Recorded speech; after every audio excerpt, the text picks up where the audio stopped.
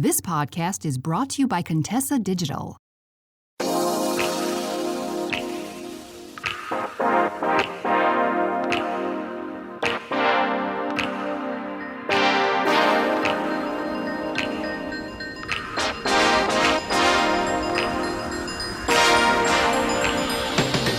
Hey love, welcome to Confidently Cherished, and today we're going to talk about 3 shifts you need to make to transform your love life. And we're going to get right into this because you don't have time to waste. We are about to enter the 4th quarter of the year, and I am not the biggest fan of setting New Year's resolutions. There's a lot of science behind why they don't work. Instead, I personally, first of all, start my new year on my birthday. And then I also set quarterly goals. So again, we're coming up on the 4th quarter of the year. And because it's the end of the year, I think that you should make these 3 shifts now so that you go into the next year in a much better headspace and in a much better position to have the love life you want, to have the relationships that you want in general. So that being said, the first shift that you need to make is to be absolutely 100% clear on what it is that you want. And I say this because too often when it comes to relationships, when I ask clients what do they want in their potential partners, they tell me a bunch of things that sound good, right?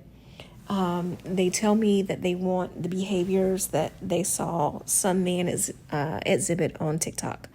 Or they tell me what they've been conditioned and programmed to always say is attractive in a relationship. For example, so often women will talk about wanting a man who is more than 6 feet tall. And I don't think there's necessarily anything wrong with that. But I know in my personal experience, before I got married, I dated short men, I dated tall men. And when I really looked at my experience of being with these men, yes, I preferred a man who was taller than me. But I'm 5'3", so that's a very low bar. But at the end of the day, when it came to how I felt about these relationships, being with a man who was 6'3", 6'4", and being with a man who was 5'9", didn't feel like spectacularly different to me. And I say this because the height thing is an easy example because women use it so often. But I want you to think about all the things that are on your love list and really get clear on what does your ideal relationship look like. If you are happily married, you're in this fantastic relationship, it is everything that you've dreamed of. What are the things that you and this man are doing? How are you two spending time together? What values does he have? Does he share your same views on children? Like, if you are childless by choice, you've decided that you don't want to have kids, is he on the same page?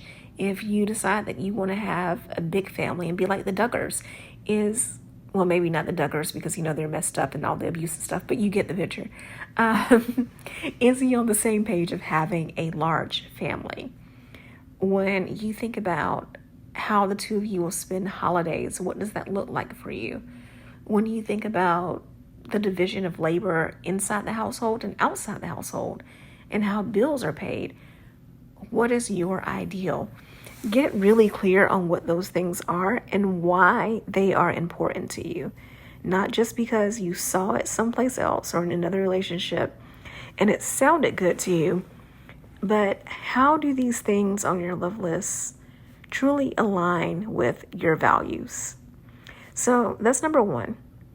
Number 2 is for you to create an environment that is conducive to that.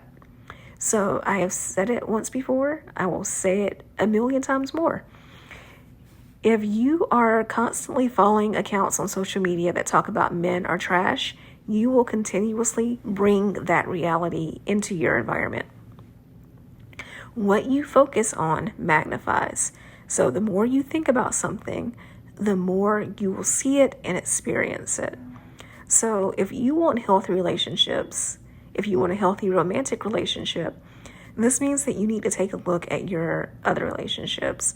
There are probably some family members that you need to spend less time around, that you need to set boundaries with, that you can talk to them about certain topics, but not everything. There may be friends in your life that you are friends with because you've been friends with them forever, but that season is long gone and it's time for you to let that friendship go. Or for it to be a new level of that friendship, like maybe you spend less time with this person. And in your dating life, in the men that you are meeting and seeing, you need to raise your standards. You need to not be so quick to accept dates. You need to make sure your boundaries are firm. And you need to make sure the rest of your environment is also conducive to healthy relationships. So yes, that means your social media. You need to follow accounts. Well, actually, for starters, some of you need to just get off social media, period. It is not doing you any favors. It is not good for your mindset, and taking a pause, deleting the apps will be good for you. But if you are staying on social media, you need to surround yourself with positivity. So if you don't want to unfriend or unfollow people because they're friends and you're afraid that their feelings will get hurt, you need to mute them so that you don't see their post, or unfollow them if we're talking about Facebook or whatever. You need to follow accounts that talk about positive things, that give you helpful advice, that help you grow, that allow you to feel at peace and calm. Anything that does not look like peace, calm, and growth needs to go on your social media and in general in your life. Number 3, the final thing that you need to do to transform your love life and set yourself up for a great year next year is you need to get a life. And I say this because too often women who are single and who want to be in relationships, if you are happily single, you plan on never getting married, I'm not talking to you. But women who are single and really want to be married will wait until the man comes to do certain things in their life. And I get it. I get wanting to have certain experiences as a couple. At the same time, this is what makes you more interesting. This is what makes you attractive. And I can definitely think of things that I did by myself when I was single that I later on did with my husband, and it was still a different experience, being with him and seeing it through his eyes. So you need to go ahead and explore your own hobbies. Go ahead and explore your interests. I love to solo travel, so I will be the first to say, take that trip, sis, right? You need to go ahead and have the life experiences that you want to have instead of waiting to do those with a partner. And I guarantee you that in the process of you doing these things, the partner will come. You will meet the right man. But when you meet him, you will be so much more interesting to him. You will be so much more attractive because now you have this full life that he can come in and add to, not for you to be clingy and dependent on him to give you a life. And it also allows you to raise your standards as well. Because I know for myself, once I started taking myself on solo dates, once I started taking myself to the movies, going out to dinner by myself, showing up at volunteer events by myself, when I was dating men would ask me out and I'd say, okay, well, what do you want to do? And they come up with something lame and I'd just be like, you know what? I could have a better time by myself, right? It definitely raised my standards. And you will notice that if you start doing this, it will raise your standards as well. You will also, by putting yourself out there more, you will also just meet a higher caliber of people. talking about what I said in number 2 about changing your environment, make this your opportunity to meet types of people that you would have never met before. Whether that means joining the board of a museum, that means doing some volunteer work, attending charity events, again, traveling to another city. You don't have to do something international. Hop in your car on a Saturday morning and go to the next town over and explore that place. But you're putting yourself out there to meet more people, to have great stories to tell. And you never know, you could meet your future husband this way, or you could meet the person who introduces you to your husband. I even tell most of my clients are Christian. And pretty much all of my clients have some sort of faith. So Jewish, Hindu, Muslim, some who are very spiritual and woo. But I say this even as simple as the church you go to, or the synagogue, or the mosque you go to every single week. 1 week, switch it up and go someplace different. Introduce yourself to people. You don't know until you take those chances. And I would like to challenge you to really finish this year with so much momentum, with a chance to really transform who you are, how you think, and how you see life. So again, those are my 3 tips to transform your love life. So number 1 is to get really clear on what you want. Number 2 is to upgrade your environment.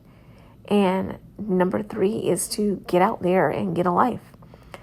So let me know how you are doing these things. Journal it out, and then let me know what your progress is. You can find me on TikTok, on Instagram, and on YouTube at Keshia Rice. And I will talk to you soon. Bye. Hey there. So you made it all the way to the end of the episode, which means I have 2 things to say. 1, thank you so much. I truly appreciate it. And 2, you like me. You really like me. So I would appreciate it if you would show that like by subscribing to this podcast so that more people can hear about it and enjoy it as much as you do. And if you want to know more about any of the links that I mentioned on this episode or any guests that I've had, be sure to go to KeshiaRice.com/links. That's KeshiaRice.com/links. I can't wait to talk to you again in the next episode. So see you then.